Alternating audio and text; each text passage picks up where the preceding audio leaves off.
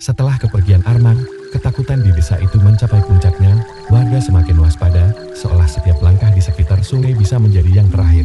Para orang tua kini memperhatikan anak-anak mereka dengan cemas, tidak berani mendekat, bahkan pada siang hari. Teror hantu sungai telah menghantui desa itu selama bertahun-tahun, namun kali ini terasa berbeda, seolah-olah kehadirannya semakin kuat, semakin dekat, dan lebih haus dari sebelumnya. Malam-malam di desa berubah menjadi hening mencekam. Setiap kali angin berhembus dari arah sungai, terdengar suara gemuruh samar seperti desisan yang muncul dari dalam air.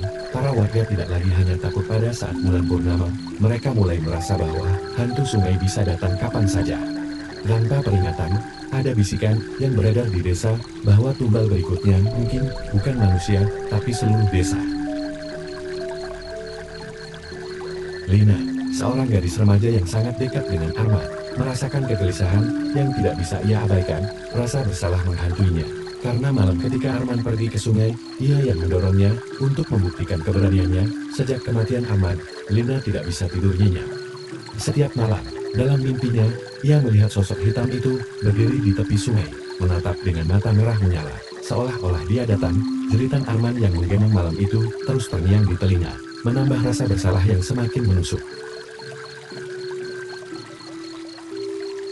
Pada suatu malam yang sunyi, Lina, yang tak bisa lagi menahan rasa penasaran bercampur ketakutannya, diam-diam meninggalkan rumah dengan langkah hati-hati. Ia mendekati sungai. Udara malam itu terasa lebih dingin dari biasanya, seolah ada yang mengawasi setiap gerakannya. Angin yang berhembus membawa bisikan, terdengar seperti rintihan orang-orang yang hilang di sungai itu. Meskipun hatinya penuh ketakutan, Lina merasa bahwa ini adalah satu-satunya cara untuk menghentikan teror yang telah menguasai desa. Ketika ia tiba di tepi sungai, kabut tebal menyelimuti permukaan udara, menciptakan bayangan yang melilit-lilit di antara pepohonan. Sungai yang dulu tenang kini terasa seperti jurang kegelapan yang tak berdasar. Lina berdiri diam, gemetar, matanya mencoba menembus kabut dalam keheningan. Tiba-tiba suara gemuruh udara terdengar lebih keras, dan dari kedalaman sungai, muncullah sosok hitam itu, tinggi dan tegak. Tubuhnya hitam pekat seperti bayangan yang hidup, matanya yang merah menyala menatap langsung ke arah Lina. Tiba-tiba, suara berkata Arman kembali terdengar, kali ini lebih dekat, seolah-olah berasal dari dalam air. Lina terperangkap oleh ketakutan, kakinya seolah tertanam di tanah. Sosok itu semakin mendekat, mata merahnya seperti terbakar, dan tangan hitamnya mulai terulur ke arah Lina. Nafas Lina tersengat, jantungnya berdetak kencang, tapi tubuhnya tidak bisa bergerak. Ia merasakan hawa dingin yang luar biasa, seolah hidupnya sedang dihisap keluar. Sosok itu semakin dekat, jaraknya hanya beberapa langkah lagi.